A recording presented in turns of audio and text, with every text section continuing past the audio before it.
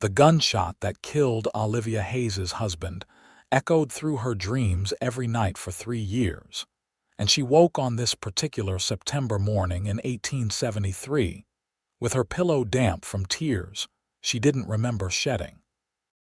She pushed herself upright in the narrow bed, pressing one hand against the ache in her chest that never quite went away, and listened to the sounds of Coloma, California, stirring to life outside her modest boarding house room. The mining town had seen better days since the gold rush fever died down, but it still held enough promise to draw men seeking fortune and women seeking fresh starts, though Olivia suspected her own fresh start would never truly come. She dressed in her black mourning dress, the same one she wore every day despite her sister-in-law's repeated insistence that 3 years was long enough to grieve. But how could she explain that the dress wasn't just about grief anymore? It was armor, a clear signal to every man in town that she was not available, not interested, and most certainly not looking for companionship.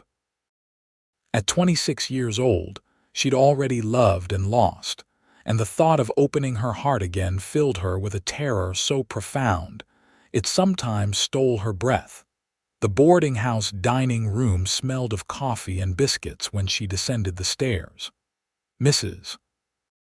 Patterson, the proprietor, looked up from her work at the stove and offered a sympathetic smile that Olivia had grown accustomed to over the past year since she'd moved here from Sacramento. "You're up early, dear," Mrs. Patterson said. "Could not sleep again." "The dreams," Olivia replied simply, pouring herself coffee from the pot on the sideboard. "They come and go. You know what might help? Getting out more. There is a barn dance next Saturday, and I know several perfectly respectable young men who would be honored to escort you." Olivia's fingers tightened around her cup. "I appreciate your concern, Mrs. Patterson, but I am quite content as I am. My work at the general store keeps me occupied, and I have my books in the evening. That is enough." It wasn't enough, not really, but it was safe. Safety had become Olivia's primary concern after watching her husband, Thomas, bleed out on their farmhouse floor, killed by a drifter looking for money they didn't have. The sheriff had never caught the man, and Thomas had died whispering her name, his eyes filled with love and regret that he was leaving her alone. She finished her breakfast quickly and walked the 3 blocks to Morrison's general store, where she'd worked as a clerk and bookkeeper for the past year. The morning air carried the crisp promise of autumn, and the mountains surrounding Coloma painted a stunning backdrop against the brightening sky. She'd chosen this town specifically because it was small enough to feel safe, but large enough that she could disappear into a routine of work and solitude. The store was quiet when she arrived, and she lost herself in the familiar task of checking inventory and preparing the ledgers. She'd always had a head for numbers, something that had surprised Thomas when they'd first married. He'd been a farmer's son, strong and kind, and their love had been gentle and comfortable, like slipping into warm water. She'd been 19 when they wed, and 23 when she'd cradled his dying body. The bell above the door chimed around mid-morning, and Olivia glanced up from her work to see a man she didn't recognize. That alone wasn't unusual in a town that still saw its share of travelers and prospectors, but something about him made her take a second look. He was tall, well over 6 feet, with dark hair that needed cutting and eyes so blue they reminded her of the summer sky over the Sacramento Valley. He wore dusty trail clothes and a worn leather vest, and his boots had seen considerable miles. A cowboy's hat hung down his back by its string, and there was a carefulness to the way he moved, as though he was conscious of taking up space. "Morning," he said, his voice a low rumble that somehow felt both gentle and solid.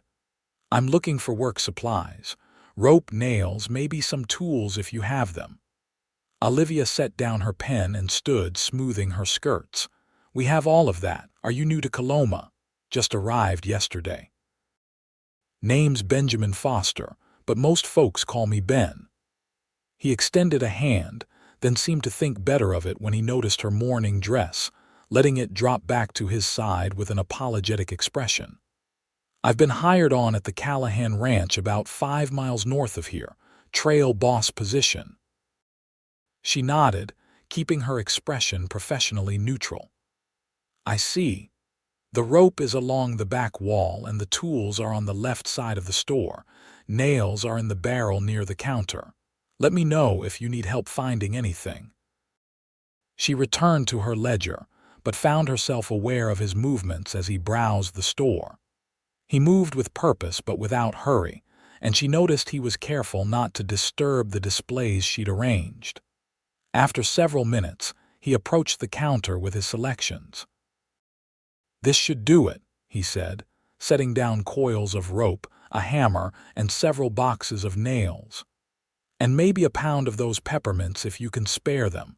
The ranch hands appreciate small gestures. Olivia measured out the candy and tallied his purchases, her practiced hands moving through the familiar motions. That will be $4.35. He counted out the money without complaint, though she noticed his worn wallet didn't contain much more.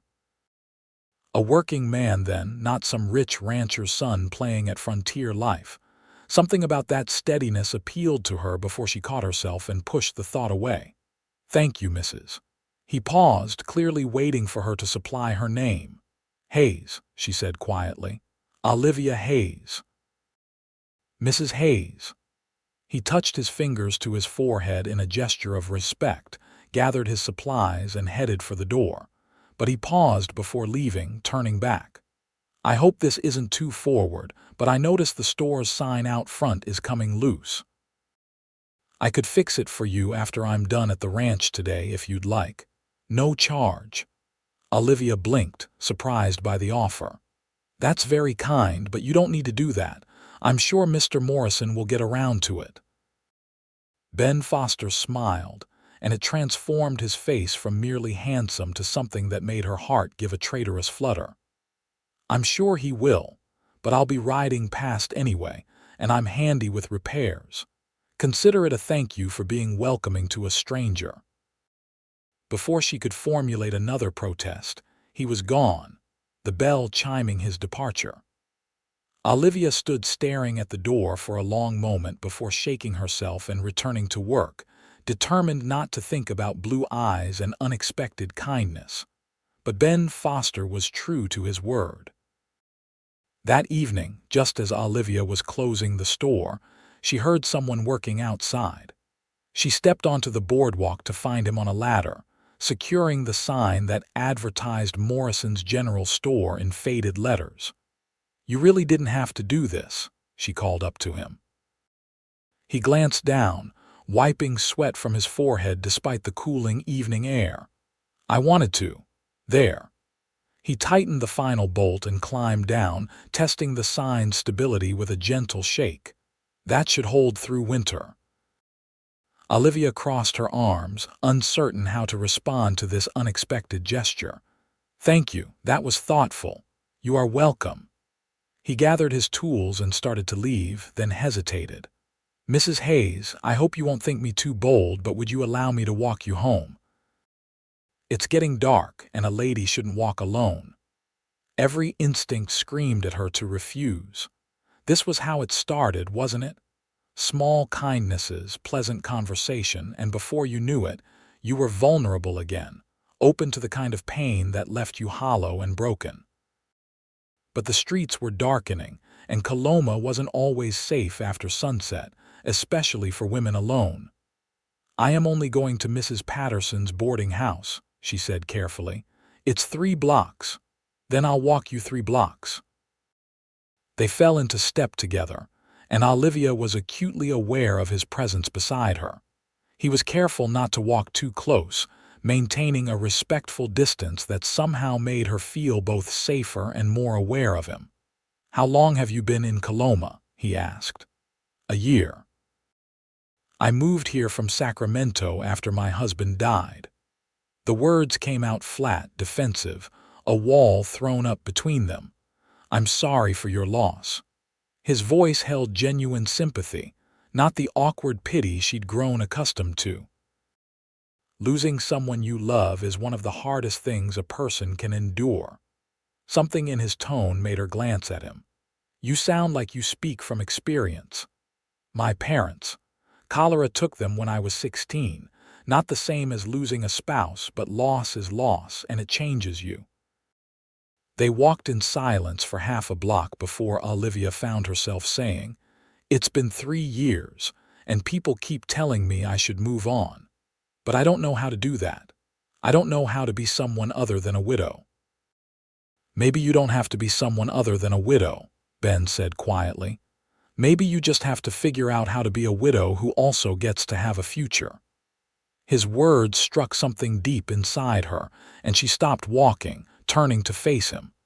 And how exactly does one do that? I don't know, he admitted. But I imagine it starts with small steps, maybe letting someone fix a sign, maybe accepting a walk home, maybe eventually remembering that being safe and being alive aren't always the same thing. Olivia's breath caught. You don't know anything about me. No, I don't, but I'd like to if you'd let me. The vulnerability in his voice, the gentle honesty of it, terrified her more than any threat ever could. I can't, she whispered. I'm sorry, but I can't. She turned and walked the remaining block to Mrs. Patterson's boarding house, aware that he didn't call after her. When she reached her door and glanced back, he was still standing where she'd left him, watching to make sure she got home safely before he turned and walked away. That night, Olivia didn't dream about Thomas dying. Instead, she dreamed about blue eyes and a voice that suggested safety and being alive were two different things, and she woke feeling more unsettled than she had in months. She told herself it didn't matter. Ben Foster was just a cowboy passing through, and whatever strange moment had passed between them was best forgotten. But when she arrived at the store the next morning, there was a small bouquet of wildflowers on the doorstep with a note in simple, neat handwriting. Thank you for the conversation. Ben Foster. Olivia held the flowers for a long moment before taking them inside and putting them in water. She told herself it was rude to waste them, nothing more. But she positioned them where she could see them from the counter and found herself smiling despite her best intentions. Over the next week, Ben became a regular visitor to Morrison's general store. He always had some legitimate need, supplies for the ranch or personal items, but he also always found time to talk with Olivia. He told her about his work, about the horses he was training, about his plans to eventually save enough to buy his own small spread. She found herself sharing small details about her own life, carefully edited stories that revealed nothing too personal, nothing too raw. You should see the new foal that was born last week, Ben said one afternoon, leaning against the counter while she tallied his purchases. Prettiest little thing, all legs and attitude. Reminds me of you, actually. Olivia looked up sharply. I beg your pardon, he grinned, unrepentant. All legs and attitude. It's a compliment. It's impertinent. Maybe a little, he agreed. But I mean it kindly. You hold yourself so carefully, Mrs. Hayes, like you're afraid something might break if you relax for even a moment. But I see the way you smile at the children who come in with their parents, and how you always give them a peppermint even when their folks can't afford it. There's warmth in you, even if you try to hide it. Olivia felt heat rise to her cheeks. You notice too much, Mr. Foster. Maybe. He collected his purchases but paused before leaving. The ranch is having a harvest supper this Sunday. Nothing fancy, just food and music and neighbors being neighborly. Would you consider coming? Mrs. Callahan specifically asked me to invite you. I don't think that's a good idea. Why not? Because being around you makes me feel things I swore I'd never feel again. Because every time you walk into this store, my heart beats a little faster. Because I'm terrified that if I let myself care about you, the world will take you away too, and I won't survive it a second time. I just don't think it's appropriate, she said instead. Ben studied her for a long moment, those blue eyes seeing far too much. You know what I think, Mrs. Hayes. I think you're afraid. I'm not afraid, she said automatically, then corrected herself. That is, I have perfectly valid reasons for maintaining appropriate boundaries. Boundaries are good, he agreed. But walls are different from boundaries. Walls keep everything out, even the good things. Even the things that might make life worth living again. And what would you know about it? The words came out sharper than she intended, defensive and raw. You waltz into town, offer a few kind words and some flowers, and think you understand my life. You don't know what it's like to lose someone you love, to watch them die and be completely helpless to stop it. You're right, Ben said quietly. I watched my parents die and couldn't stop it. I held my mother's hand while she burned with fever and begged me to save her, and there was nothing I could do. I was 16 years old, and I learned that day that loving people means accepting that you might lose them. But here's what else I learned. It's still worth it. The love is still worth the risk of loss. Olivia felt tears prick her eyes. How can you say that? How can you believe that? Because the alternative is living like you're already dead, and that's no way to honor the people we've lost.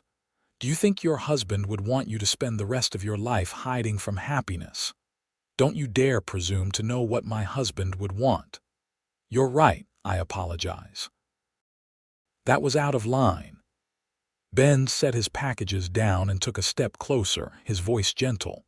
But I know what I want, Mrs. Hayes. I want to get to know you better.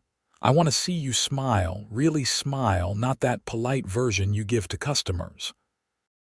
I want to take you to a harvest supper and watch you eat Mrs. Callahan's famous apple pie.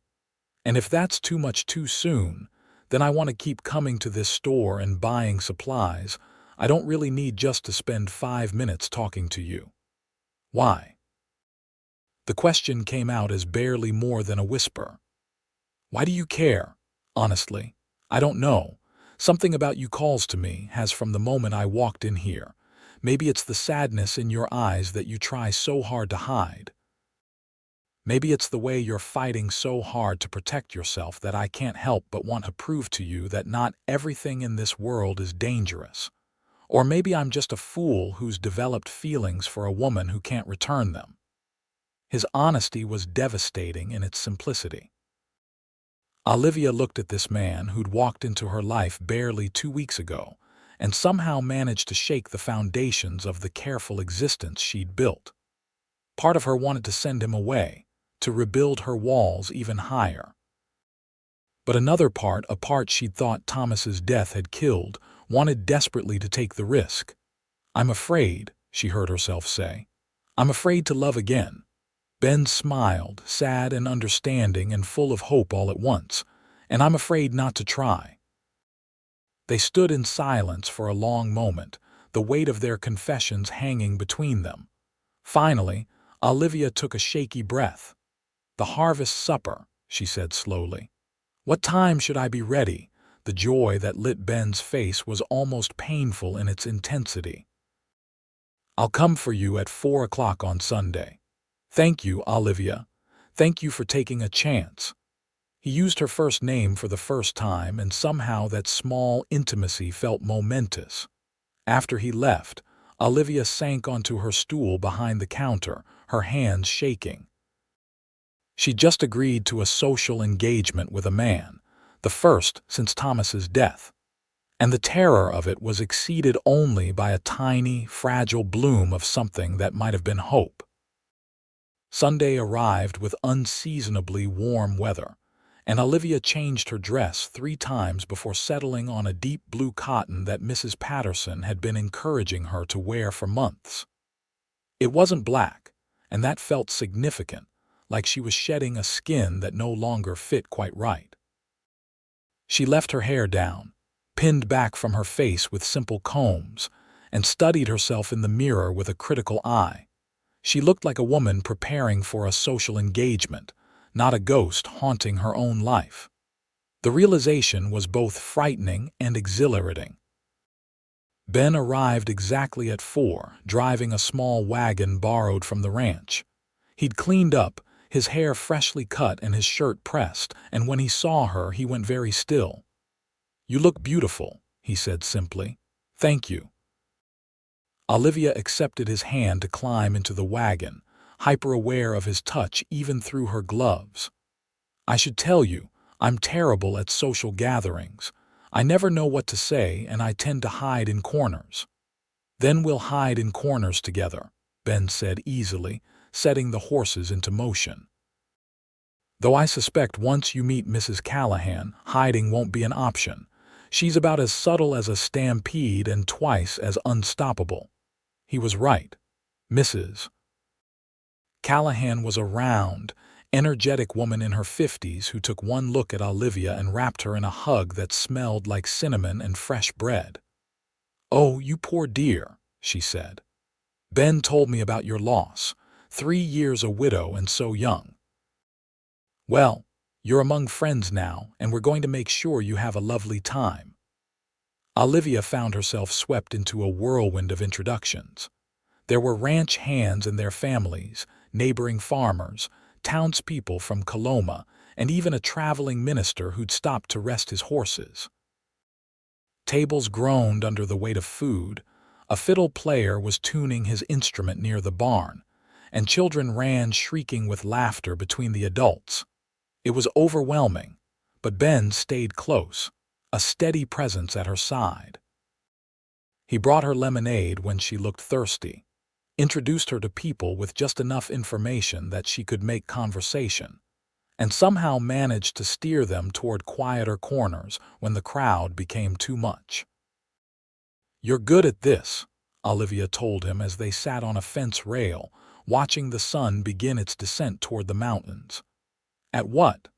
"At knowing what I need before I know it myself, at making me feel safe." Ben turned to look at her, and something in his expression made her breath catch. "I want you to feel safe, Olivia, but more than that, I want you to feel alive. There's a difference. You keep saying that. Safe and alive aren't the same thing. They're not. Being safe means nothing can hurt you. Being alive means accepting that things can hurt you, but choosing to engage with the world anyway, because the joy is worth the risk." Olivia looked out at the party spread before them, at the families laughing and eating and enjoying each other's company. When had she stopped believing that joy was worth the risk? When had survival become her only goal? "I'm terrified," she admitted quietly. "Every time I let myself enjoy your company, I hear this voice in my head warning me that I'm setting myself up to be hurt again. That's a fair fear. I could die. You could die. We could both live to be 90 and never exchange more than pleasant conversation. Life doesn't come with guarantees." Ben reached over and gently took her hand, his thumb brushing across her knuckles. "But I promise you this. I will never deliberately hurt you. I will be honest with you even when it's hard, and I will be patient while you figure out whether you can trust me." "Why?" Olivia asked, the question that had been haunting her for weeks. "Why are you willing to wait? Surely there are other women, women who aren't broken, who could care for you without all this fear and hesitation." "You're not broken," Ben said firmly. "You're healing, and that's different. As for why I'm willing to wait, the answer is simple, because you're worth waiting for. From the moment I saw you in that store, something in me just knew. You're it for me, Olivia Hayes, so I'll wait as long as it takes." Tears spilled down Olivia's cheeks before she could stop them. "What if I can't ever give you what you want?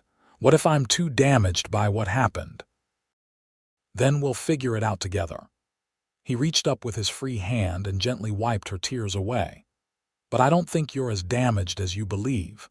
I think you're scared, and that's okay. Fear is just proof that you have something worth protecting." The fiddle player struck up a lively tune, and couples began gathering to dance.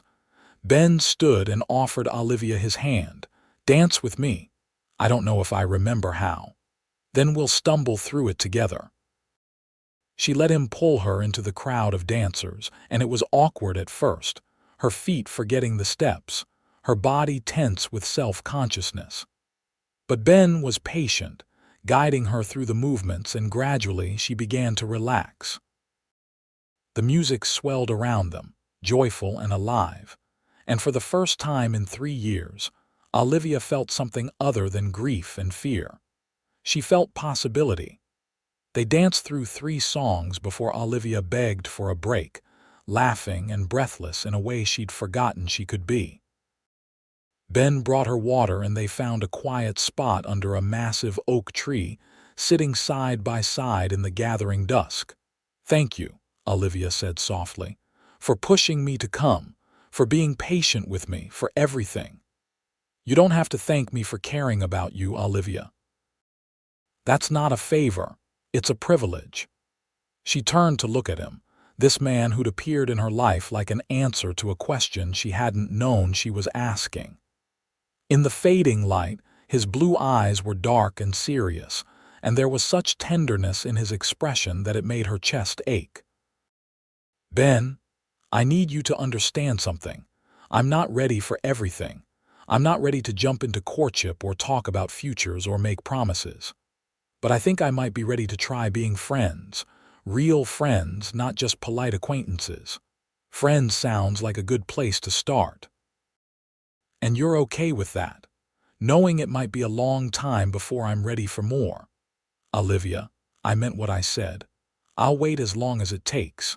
If friendship is what you can offer right now, then I'll treasure that friendship like the gift it is." Something in Olivia's chest loosened, a knot she hadn't realized she'd been carrying. She leaned her head against his shoulder, tentative but trusting, and felt his arm come around her in a gentle embrace that promised safety without demanding more than she could give. They sat like that as the stars began to appear overhead, and Olivia thought that maybe, just maybe, she could learn to be alive again. The weeks that followed fell into a comfortable pattern. Ben continued to visit the store regularly, but now their conversations were longer, more personal. He told her about his childhood in Texas, about learning to break horses from his father, about the dreams he'd harbored of owning his own ranch. She shared stories about Thomas, cautiously at first, then with more ease as she realized Ben didn't see her memories as competition, but simply as part of who she was. He invited her to Sunday suppers at the ranch, and she found herself looking forward to them with an enthusiasm that surprised her. Mrs. Callahan adopted her like a lost daughter, teaching her new recipes and sharing gossip about the neighboring ranches. The ranch hands treated her with respectful friendship, and Olivia began to feel like part of a community in a way she hadn't since Thomas's death. Ben never pushed for more than she was willing to give. If she wanted to hold his hand while they walked, he welcomed it. If she needed space, he gave it without complaint. His patience was extraordinary, and Olivia found herself falling a little bit more each day, even as fear continued to whisper warnings in the back of her mind. One evening in late October, they were sitting on the porch of the boarding house after another Sunday supper.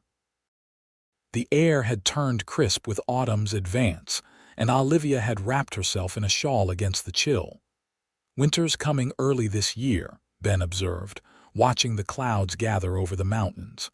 "Old Joe at the ranch says we're in for a hard one. How can he tell? The woolly caterpillars have extra thick coats, and the squirrels have been hoarding like there's no tomorrow. Old Joe swears by animal signs." Olivia smiled.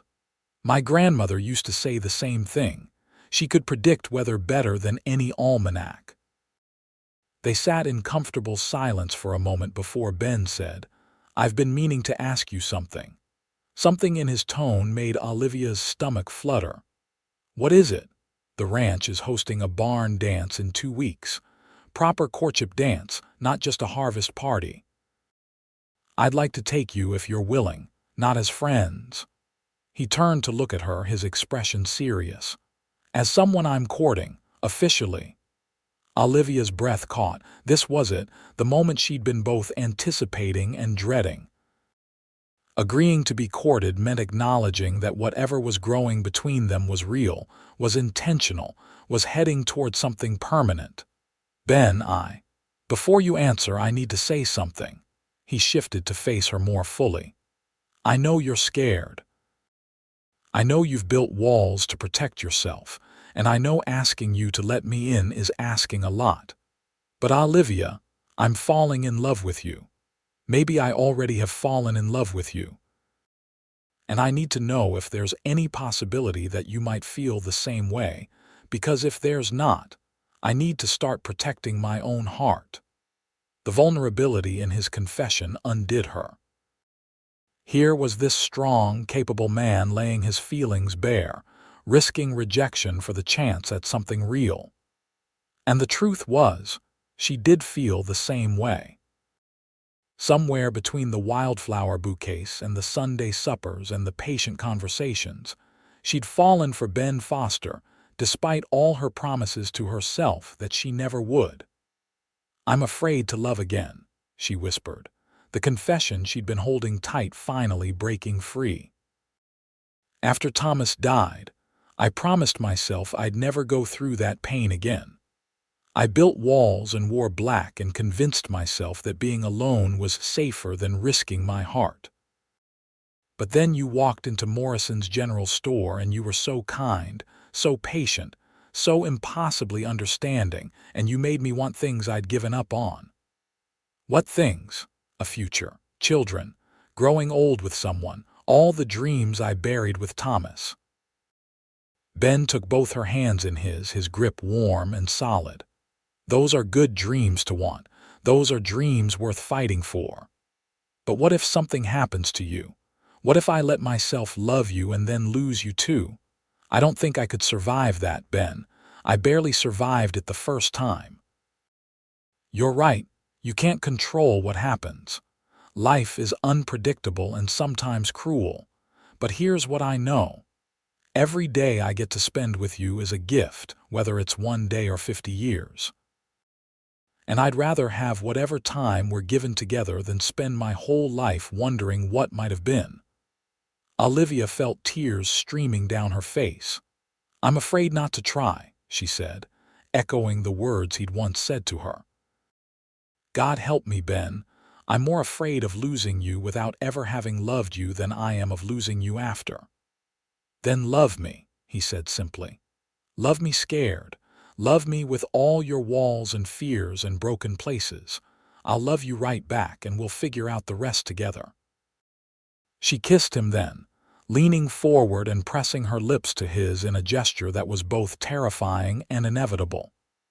He responded gently, his hands coming up to cradle her face, and the kiss tasted like tears and hope and new beginnings. When they finally pulled apart, Ben rested his forehead against hers. "Is that a yes to being courted?" Olivia laughed, the sound watery but genuine. "Yes, you impossible man, that's a yes." The barn dance 2 weeks later was a declaration to the entire town that Olivia Hayes was no longer in mourning, no longer hiding, no longer afraid to live. She wore a green dress that Mrs. Patterson had helped her sew, and Ben arrived to collect her with a corsage of ribbon and dried flowers that he pinned to her dress with endearing concentration. "You look like springtime," he told her, and the wonder in his voice made her blush. The dance was everything Olivia had forgotten social gatherings could be. There was music and laughter and food, and Ben never left her side except to fetch refreshments or when other men politely asked to dance with her, which he allowed with good-natured grace as long as she was comfortable. But it was when she and Ben danced together that Olivia felt truly alive. He held her properly for the formal dances and pulled her close for the slower ones, and she let herself relax into his arms, trusting him to lead, trusting him not to let her fall. "Happy," he murmured during a waltz. "Terrified," she admitted. "But yes, happy too. That's my girl. Brave even when you're scared, my girl." The possessive term should have felt confining, but instead it felt like coming home. Olivia leaned her head against his chest and let the music carry them. And for once, she didn't let fear steal the moment's joy. Winter arrived with a vengeance in early December, bringing snow that blanketed Coloma in white and temperatures that kept most folks huddled near their fires. The store saw fewer customers, which gave Olivia more time for bookkeeping and inventory. But she missed seeing Ben as regularly as she had in the autumn. He still managed to visit at least twice a week, riding through weather that would have deterred most men, and he always brought small gifts. A carved wooden bird, a bag of horehound candy, a warm scarf he'd commissioned from one of the ranch women. Olivia treasured each gift not for its monetary value, but for what it represented. Ben's consistent care, his thoughtfulness, his determination to be part of her life. On Christmas Eve, Ben invited her to spend the holiday at the ranch. Olivia hesitated, knowing that accepting meant spending the night, as traveling back to town in the dark winter evening would be dangerous. But Mrs. Callahan had already prepared a room for her, and the invitation was extended with such warmth that Olivia found herself agreeing. The ranch was transformed for Christmas, with pine garlands strung along the fence rails and candles glowing in every window. Inside, a massive tree stood in the main room, decorated with strings of popcorn and paper ornaments the children had made. The smell of roasting meat and baking pies filled the air, and Olivia felt something in her chest expand with emotion she couldn't quite name. Ben found her standing in the doorway, taking it all in. "Overwhelming. Beautiful," she corrected. "I'd forgotten how beautiful Christmas could be." He slipped his hand into hers. "Come on, Mrs. Callahan wants help with the pies, and I've been volunteered to peel potatoes. We're putting you to work." The evening was a blur of cooking and conversation, children's laughter and carols sung around the piano. After dinner, when the children had finally been coaxed to bed and the adults were settling in with coffee and pie, Ben pulled Olivia aside. "Come with me. I want to show you something." He led her outside, wrapping her in her cloak first and making sure she was warm. The night was crystalline with cold, the stars impossibly bright against the black sky. Ben guided her away from the house toward the barn, and Olivia followed, curious. Inside the barn, he'd hung lanterns that cast a warm glow over the hay and horses. In the center of the space, he'd laid out blankets and pillows, creating a cozy nest. "I thought we could have some time alone," he explained, suddenly looking uncertain. "But if this is too forward, we can go back to the house." "It's perfect," Olivia said, meaning it. She settled onto the blankets, and Ben joined her, keeping a respectful distance until she leaned against him, inviting the closeness. They sat in comfortable silence for a while, listening to the horses shift in their stalls and the wind whistle around the barn's eaves. Finally, Ben said, "I have something for you." He pulled a small wooden box from his pocket and handed it to her. Inside, nestled in cotton, was a delicate silver locket on a chain. "Open it," he urged. Olivia's fingers fumbled with the tiny clasp, and when the locket opened, she found two spaces for photographs. One was empty, but the other held a tiny, carefully cut image of Ben that made her smile. "The empty side is for Thomas," Ben said quietly.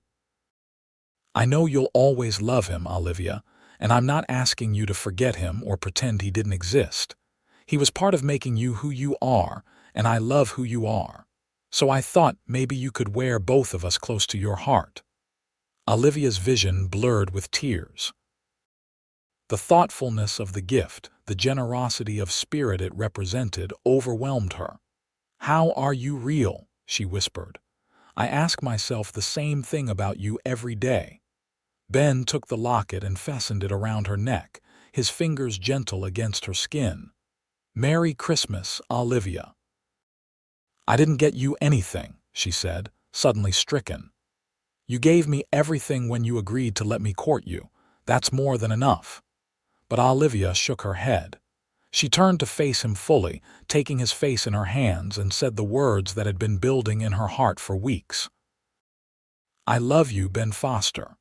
I'm still scared, and I probably always will be a little bit, but I love you completely and entirely, and that's my gift to you. My whole heart, broken pieces and all." The joy that lit his face was incandescent. "Say it again. I love you. Again." "I love you. I love you. I love you." He kissed her then, deep and thorough, and Olivia felt the last of her walls crumble. This was what she'd been protecting herself from, this overwhelming feeling of connection, of vulnerability, of caring so much that the thought of loss was unbearable. But Ben was right. It was worth the risk. This feeling, this love, was worth every moment of fear. When they finally pulled apart, both breathing hard, Ben rested his forehead against hers. "Marry me." Olivia pulled back, startled. "What? I know it's fast, and if you need more time, I'll wait." "But Olivia, I don't want to spend another day without knowing you're going to be my wife. Marry me. Let me spend the rest of my life proving that love is worth the risk." She should have been terrified. She should have asked for time to think, to process, to be rational. Instead, she heard herself say, "Yes. Yes. Yes, I'll marry you. I don't want to waste any more time being afraid. I want to be your wife, Ben. I want to build a life with you and have your children and grow old together. Yes." He whooped with joy, the sound echoing through the barn and startling the horses. Then he was kissing her again, and they were both laughing and crying, and Olivia thought that this must be what it felt like to truly come alive after years of merely surviving. They were married in February, a small ceremony at the ranch with Mrs. Callahan crying happy tears, and the ranch hands cheering when Ben kissed his bride. Olivia wore a simple white dress with lace at the collar, and she carried wildflowers preserved from the previous summer. The traveling minister pronounced them man and wife, and Olivia Hayes became Olivia Foster, starting a new chapter while honoring the one that had come before. The locket Ben had given her hung around her neck, and she'd placed a tiny photograph of Thomas in the empty space. When she'd shown Ben, he'd kissed her forehead and told her it was perfect, and Olivia had loved him even more for understanding that loving him didn't mean forgetting her past. Their wedding night was spent in a room at the ranch that Mrs. Callahan had prepared with fresh linens and wildflowers. Ben was patient and gentle, and when Olivia trembled with nervousness, he held her and told her they had all the time in the world. There was no rush. But Olivia wanted this, wanted him, wanted to claim this new life with both hands. "I'm not afraid," she told him, which was only partially true, but the fear was manageable now, overshadowed by love and trust and desire. "You're the bravest person I know," Ben replied, and then he showed her with touch and whispered words exactly how much he loved her. They spent the winter at the ranch, living in a small cabin that had been vacant since the previous trail boss left. Ben worked long hours, and Olivia continued her job at Morrison's General Store, but their evenings together were precious. They cooked simple meals and talked about their dreams, made love by firelight and planned for a future that seemed impossibly bright. In March, Ben came home with unexpected news. Mr. Callahan is selling off a parcel of land on the southern edge of his property. 50 acres with water access and good grazing. He's offered to sell it to me at a price I can afford if I'm willing to continue working as trail boss for another 2 years. Olivia's heart leaped. Our own land, our own land. We could build a house, start our own herd. It would be hard work and money would be tight for a while, but it would be ours.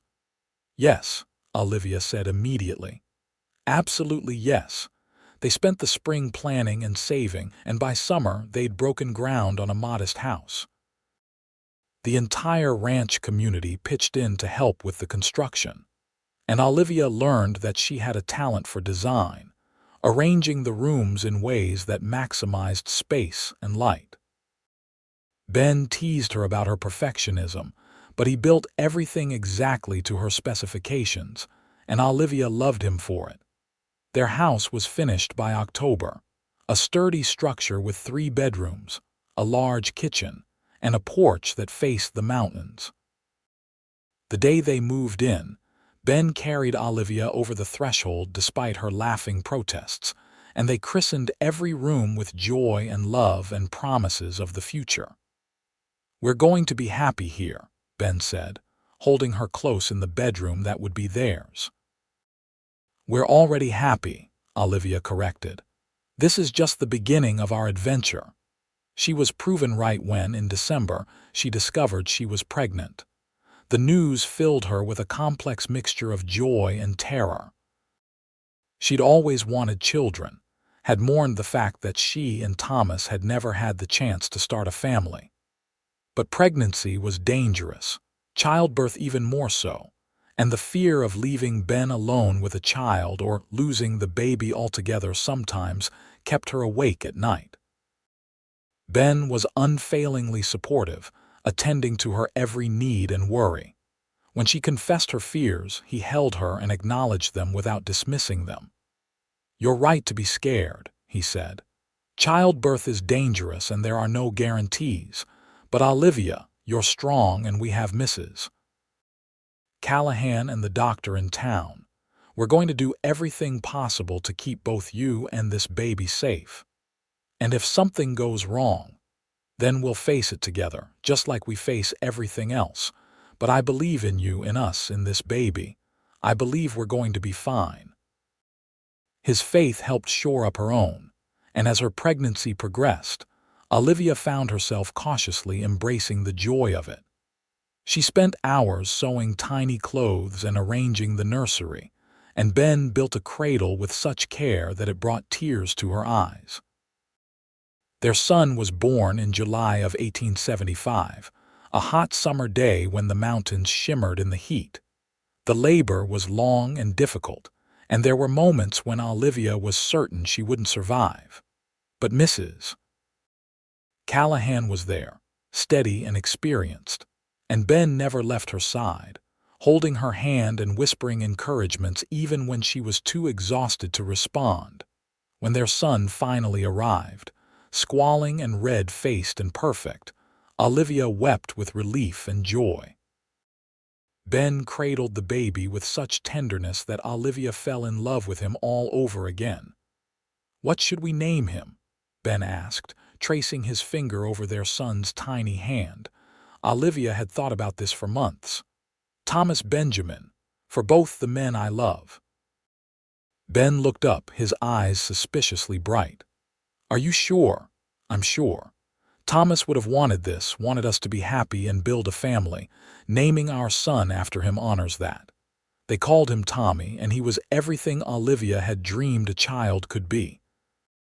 He had Ben's blue eyes and Olivia's dark hair, and he filled their home with noise and chaos and immeasurable love. Watching Ben with their son, patient and playful and devoted, Olivia sometimes had to pinch herself to believe this was her life. The years that followed were full in the way that young families are always full. Tommy grew into a curious, energetic toddler who followed his father everywhere and charmed everyone he met. Ben's work on the ranch prospered, and they slowly built their own herd of cattle and horses. Money was sometimes tight, but they never went without, and the community they'd built around them meant they never faced challenges alone. In 1877, Olivia became pregnant again, and this time she was less afraid. She knew what to expect, knew she could survive it, knew that whatever came, she and Ben would face it together. Their daughter was born in March, a spring baby with Ben's blue eyes and a sunny disposition that earned her the name Grace. Tommy was fascinated by his baby sister, wanting to help with everything from diaper changes to feeding. Ben built an addition onto the house to give them more space, and Olivia transformed the extra room into a proper nursery that both children could share. "Two children," Olivia said one evening, watching Ben rock Grace to sleep while Tommy played with wooden horses at their feet. "4 years ago, I couldn't imagine being happy again, and now look at us." "I told you love was worth the risk," Ben said with a smile. "You did, and you were right." He reached over and took her hand, their fingers intertwining with the ease of long practice. No regrets, not a single one. As the years passed, their ranch grew. By 1880, they'd expanded to over 200 acres, employed 3 ranch hands, and had a reputation for breeding quality horses. Tommy, now 5, was already learning to ride, and Grace toddled after her brother with determined enthusiasm. Olivia's life was nothing like she'd imagined it would be when Thomas died. It was better, fuller, richer in ways she couldn't have anticipated. She'd learned that love wasn't a finite resource, that caring for Ben didn't diminish what she'd felt for Thomas. Both men had shaped her, loved her, helped her become who she was meant to be. On quiet evenings, when the children were asleep, and she and Ben sat on their porch watching the sunset, Olivia sometimes touched the locket around her neck, feeling the weight of both photographs against her heart. She'd been so afraid to love again, terrified that opening herself to happiness meant inviting pain. But Ben had taught her that fear and love could coexist, that being brave didn't mean not being scared. It meant choosing love despite the fear. "What are you thinking about?" Ben asked one such evening, pulling her close against his side. "About how lucky I am. About how you saved me." "I didn't save you, Olivia. You saved yourself. I just had the privilege of being there when you decided to live again." She tilted her face up to kiss him, this man who'd walked into her life when she needed him most and stayed through every challenge and triumph. "Thank you for not giving up on me, for being patient when I was afraid, for loving me enough to wait." "Always," he said simply. "I'll always love you, Olivia Foster, in this life and whatever comes after." In 1881, they welcomed another son whom they named Samuel. In 1883, another daughter arrived, Catherine. Their house rang with the sounds of children's laughter, and Olivia couldn't remember what silence had felt like. Ben proved to be an exceptional father, patient and playful, teaching their children about horses and honor and hard work. Tommy grew into a serious, responsible boy who took his role as oldest sibling seriously. Grace was sunshine incarnate, befriending every person and animal she encountered. Samuel had Ben's adventurous spirit and Olivia's head for numbers, and baby Catherine showed signs of being as stubborn as both her parents combined.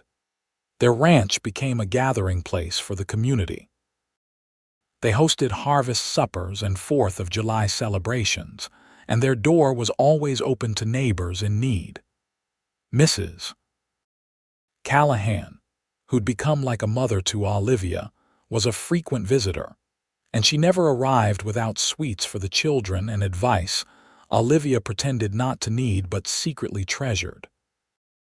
In the summer of 1885, 10 years after Tommy's birth, Olivia stood in the kitchen of their home, watching through the window as Ben taught their children to ride.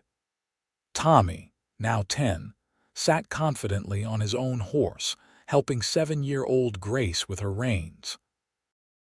Samuel, 4, rode in front of Ben on the saddle, squealing with delight, while 2-year-old Catherine napped in her cradle nearby. A knock at the door startled Olivia from her reverie. She opened it to find a young woman standing on the porch, dusty from travel and holding a worn carpet bag. "Can I help you?" Olivia asked. The woman hesitated. "I'm looking for Benjamin Foster. I was told he lives here. He's my husband. Is something wrong?" "No, nothing's wrong. My name is Caroline Foster. Ben's my brother." Olivia's surprise must have shown on her face because Caroline rushed to explain. "He doesn't know about me. Our father remarried after Ben left home, and I'm the daughter from that marriage. I only found out about Ben a few months ago when our stepmother passed. I've been looking for him ever since." Olivia's mind reeled. Ben had never mentioned the possibility of siblings, though she knew his father might have remarried after his mother died. "Come in, please. Let me get Ben." She settled Caroline in the parlor and hurried outside to where Ben was still working with the children. "Ben, there's someone here to see you. She says she's your sister." The shock on his face mirrored what Olivia had felt. "My sister." Together they returned to the house, and Olivia watched as Ben met his half-sister for the first time. Caroline was younger than Olivia, probably only 20 or so, with dark hair and eyes that reminded Olivia of Ben's. The story came out in fits and starts. Their father had remarried 2 years after Ben left home, and Caroline had been born a year later. She'd grown up hearing stories about her older brother but had never had the chance to meet him. "Why now?" Ben asked, still processing. "Our stepmother died and father followed 2 months later." Hart gave out. "Before he died, he asked me to find you, to tell you he was sorry for how things ended between you. He kept track of you over the years, knew you'd made it to California, knew you'd married and built a life here. He was proud of you, even if he never said it." Ben was quiet for a long moment, and Olivia reached for his hand, offering silent support. Finally, he said, "I'm sorry I didn't know about you sooner, Caroline. I'm sorry you lost both parents. Me too. But I'm hoping maybe I can get to know my brother now, if that's all right with you." "More than all right." Ben smiled, and Olivia saw the emotion in his eyes. "Your family, and family is always welcome here." Caroline stayed for a week, and by the end of it, she'd become part of their household in spirit if not in residence.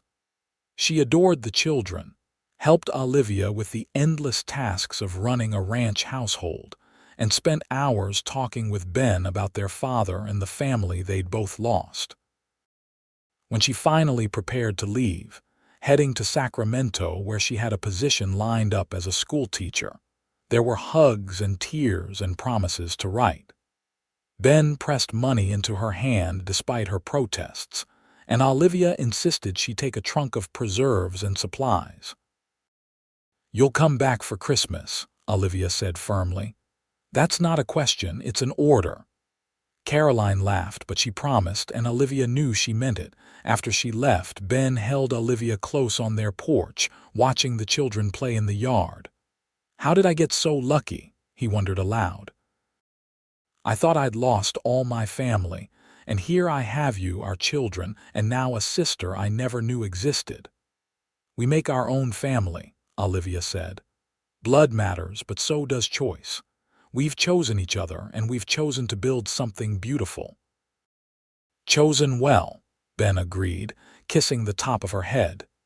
The years continued to pass, marked by the ordinary miracles of family life. The children grew and changed, developed personalities and dreams of their own. Tommy announced at 14 that he wanted to be a veterinarian, inspired by the local animal doctor who'd helped deliver several difficult foals. Grace, always artistic, filled their home with drawings and paintings. Samuel followed his father into ranching with single-minded devotion, and Catherine, stubborn and brilliant, declared she would be a lawyer. Never mind that there were few women in the profession. Caroline visited regularly and eventually married a kind man from Sacramento who made her happy. She had her own children, and Olivia's family expanded to include nieces and nephews who spent summers at the ranch. learning to ride and work alongside Tommy, Grace, Samuel, and Catherine. Ben and Olivia grew older together, their love deepening with each passing year.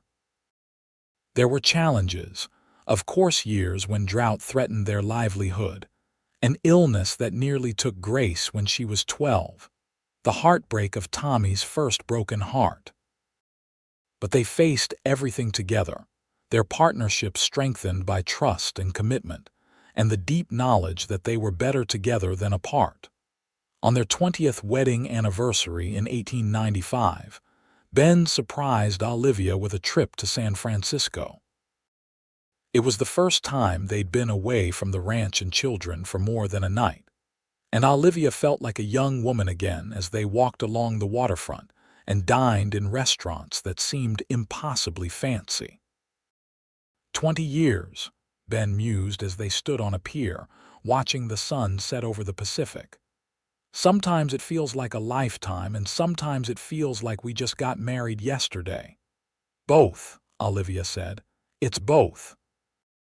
We've lived a whole life together, and yet I still feel like that scared woman in Morrison's general store when you look at me. Scared in a good way, scared in the best way. The kind of scared that reminds me I have something precious worth protecting. Ben pulled her close, and they stood wrapped in each other's arms as the sun painted the sky in shades of gold and rose. I love you, Olivia Foster. Thank you for taking a chance on a stubborn cowboy who wouldn't take no for an answer. I love you too. Thank you for being patient with a widow who was too afraid to live. You were never too afraid. You were just protecting yourself until you found someone worth the risk, she laughed. Still so sure of yourself after all these years. Not sure of myself, sure of us. They returned to the ranch renewed and refreshed, ready to tackle the challenges of the next decade. Tommy left for veterinary school in 1896, and Olivia cried for a week, despite being proud of his ambition. Grace announced her engagement to a young artist from Sacramento in 1898, and their wedding was a joyous affair that brought together their whole extended community. Samuel took over more of the ranch operations as Ben's knees began to trouble him, and Catherine, true to her word, enrolled in law school in San Francisco in 1899, one of only 3 women in her class. Olivia and Ben watched their children pursue their dreams with a mixture of pride and bittersweet awareness that their active parenting years were coming to an end. But the house didn't stay empty for long. Tommy returned after completing his studies, setting up a veterinary practice in Coloma and building a house on the far edge of their property. He married a quiet woman named Sarah who loved animals as much as he did, and they had 3 children in quick succession. Grace and her artist husband lived in Sacramento, but visited regularly, and their 2 daughters adored spending time on the ranch. Samuel married a rancher's daughter from a neighboring spread, and they had 4 boys who kept everyone busy. Even Catherine, focused as she was on her career, met a fellow lawyer and married him in 1905, eventually having twin girls who inherited their mother's stubborn brilliance. Olivia and Ben found themselves grandparents to a rowdy, loving group of grandchildren who filled their later years with noise and joy. They'd reached their 60s now, their hair gray and their bodies slower, but their love remained as strong as ever. On quiet mornings, they still sat on their porch with coffee, watching the sun rise over the mountains. Ben's hand still found hers automatically, and Olivia still marveled at how natural it felt, how right, to be beside this man who'd convinced her that love was worth the risk. "Do you ever regret it?" Ben asked one such morning in the summer of 1910. "Taking a chance on me? Never, not once." Olivia squeezed his hand. "You gave me everything I thought I'd lost. Hope, love, family, a future. You gave me my life back. We gave each other life," Ben corrected. "I was just going through the motions before I met you. You gave me purpose, gave me a reason to build something permanent." They sat in comfortable silence, watching their grandchildren play in the yard while their own children worked around the ranch. 4 generations of family, all stemming from a scared widow and a patient cowboy who'd refused to give up on her. "I want you to know something," Olivia said suddenly. "After I'm gone, I want you to be happy. Don't spend years in mourning like I did. Find joy, find companionship if you want it. Promise me." "Olivia Hayes Foster, don't talk like that. We've got years left." "Maybe, but promise me anyway. Promise me you'll remember that love is worth the risk, even if it ends in loss. You taught me that, and I want you to remember it too." Ben pulled her close, his arms still strong despite the years. "I promise, but you have to promise me the same thing." "I promise." They both knew that one of them would likely outlive the other, that the love story that had begun in a general store in 1873 would eventually end the way all love stories did. But they also knew that the years between, the life they'd built together, the children and grandchildren who carried their legacy forward, all of it had been worth every moment of fear, every risk, every vulnerable step into the unknown. As Olivia rested her head on Ben's shoulder, she thought about the woman she'd been 37 years ago. That Olivia had been convinced that her life was over, that love was too dangerous to risk, that safety was worth any price. She'd been so wrong. Safety without love wasn't safety at all, it was just a different kind of death. But the cowboy who'd walked into Morrison's general store had seen through her walls.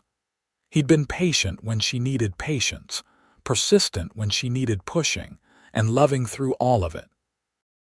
He'd taught her that being afraid to love again was natural, but being afraid not to try was the greater tragedy. And oh, what a life they'd built from that simple truth. What a beautiful, messy, joyful, challenging, absolutely perfect life. "Thank you," Olivia whispered. "For what?" "For not giving up, for seeing something in me worth fighting for loving me when I didn't know how to love myself." "Always," Ben said, his voice rough with emotion. "I will always choose you, Olivia, in this life and whatever comes next." The sun continued its journey across the sky, casting golden light over the ranch they'd built, the family they'd raised, and the love that had survived every challenge. Tommy's voice called out about a horse needing attention, and Grace's laughter drifted from the kitchen where she was teaching her daughters to bake. Samuel and his boys worked in the near pasture, and Catherine's twins raced each other around the house, shrieking with competitive joy. This was legacy, Olivia thought. Not just property or money, but love passed down through generations. Children who knew they were wanted, grandchildren who understood the value of family, a community knit together by shared work and mutual support. All because a widow had found the courage to love again, and a cowboy had refused to let her hide from life. Ben stood, offering Olivia his hand. "Come on, Mrs. Foster. Let's go see what our grandchildren are up to."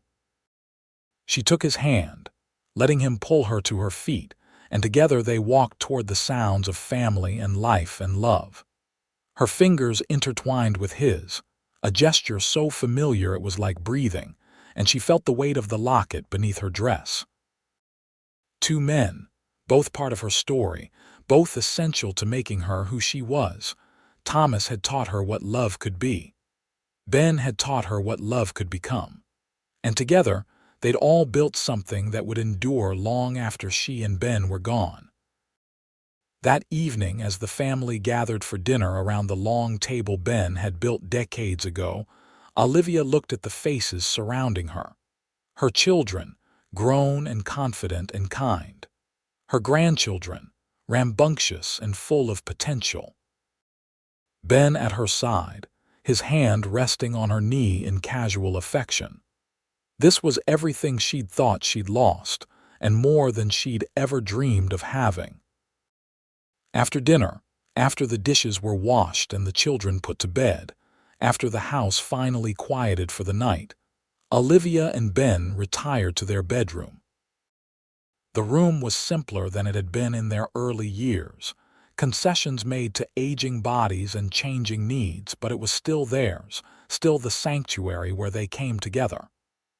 "I love you," Olivia said as they prepared for bed. She said it every night, a ritual as important as breathing. "I love you too," Ben replied, as he always did. "Thank you for saying yes. Thank you for asking." They climbed into bed, and Ben pulled Olivia close, her back to his chest, his arm draped over her waist. This was how they'd slept for 35 years, and Olivia knew the feel of him as well as she knew herself. The steady beat of his heart against her back, the warmth of his breath on her neck, the solid weight of his arm, all of it was home. "Ben," she murmured into the darkness. "I'm not afraid anymore." She felt him smile against her hair. "Good. Neither am I." And wrapped in each other's arms, surrounded by the life they'd built and the love they'd nurtured, Olivia Hayes Foster and Benjamin Foster fell asleep, content in the knowledge that they'd gotten it right. The widow had learned to love again, and the cowboy had proven that trying was always worth the risk. Together, they'd built not just a ranch or a family, but a legacy of love that would echo through generations. The end of their story was still years away, but when it came, it would be marked not by tragedy or regret, but by the simple truth that they'd lived fully, loved deeply, and left the world better than they'd found it. And really, what more could any love story ask for?